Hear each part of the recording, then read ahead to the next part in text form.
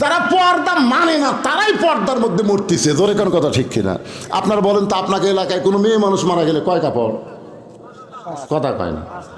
আমার এলাকায় একটা মেয়ে মানুষ ভোটর ডানা ফেলে, বুঝলেন? ভোটর যে মরদ মানুষ পাচ্ছে দৌড়ে যায়, দেন তবে হাতটা দেন, এমনি একটা ইয়ে করে দেখাচ্ছে, হাত দেবে ভাই, একটা ভোট দেওয়াই লাগবে ভাই, মানে যাকি পাই তারই হাত দিয়ে বুকত যায়।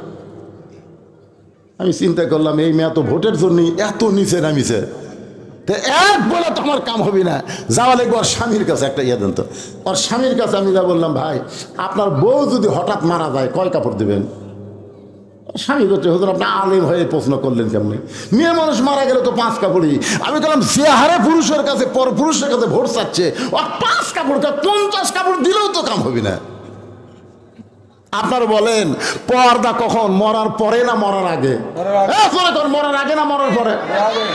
মরার পরে 5 কাপড় দিয়ে খাটনির যখন মেয়ের লাশ লাগছে, লাশটা পর্যন্ত চাদর দিয়ে ঢাকছে। সবাই বলতেছে মেয়ে মানুষের লাশ দেখা হারাম, মেয়ে মানুষের জেতা দেখা যায়, তো লাশ দেখা হারাম বলতেছেন, জেতা দেখা অবস্থা বলেননি কেন? একে চাদর দিয়ে ঢেকে রাখছে। ফেরেশতারা বলতেছে আল্লাহ, এই মেয়ে মানুষ যখন জেতা ছিল গোটা ধর্মপুর ঘুরিছে, গ্রামের সবাই এক চিনে, মরার পরে 5 কাপড় দিয়ে চাদর দিয়ে ঢাকলো কেন? আল্লাহ বলতেছে দেশের নাম বাংলাদেশ রে, ওই দেশের মেয়েরা বাঁচতে মানে না রে, মরার পরে মানে। আপনারা বলেন তো ভাই, বুড়ি মানুষ বোরকা গাও দিয়ে কোনো লাভ আছে? এই ছেলেরা কথা কও তো, একটা বুড়ির দিকে আমার মতন বুড়াও তাকায় না, বুড়ির দিকেও তাকায়। সেই বুড়ি বোরকা পড়ছে আর যুবতী পরিমণির মতন হাই হিল পরে কিলকিল করতেছে, অন্যটা আবার গলার মাফলা বানা এরকম মাঝখান দিয়ে থসে। একটা বুড়া মানুষ পর্যন্ত চোখ টেরা করে বারবার তাকায়। আমার ওয়াজের মধ্যে আছে 50 বছর আমের গাছের গোড়ার বেড়া যদি কেউ দেয়, একজন বলে বেড়া কেন দিচ্ছেন? বলে গরু ছাগল যদি খায় ভাই সতর্ক থাকা ভালো। কিন্তু 50 বছর আমের গাছের দিকে গরু ছাগল ঘৃণা করে তাকাবি না রে।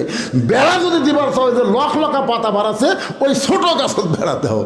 বুড়ির গায়ে পর্দা দিয়ে লাভ নাই, যুবতীর গায়ে পর্দা করা লাগবে। যেরকম ঠিক কথা বলো, আজকে বুড়ি বোরকা পরে মরা লাগবি ভাই, কে যুবতী মরবি না?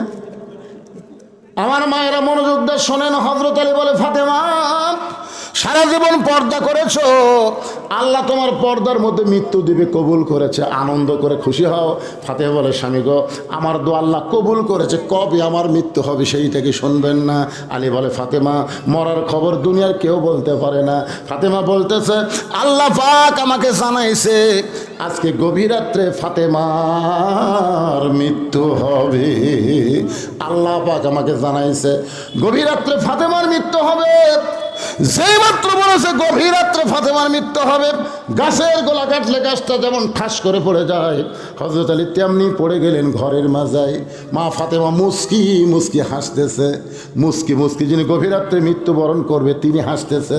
তার মানে বোঝা গেল আল্লাহ রাহে যাদের জীবন যাবে তাদের মৃত্যু কোনো কষ্টের কারণ না।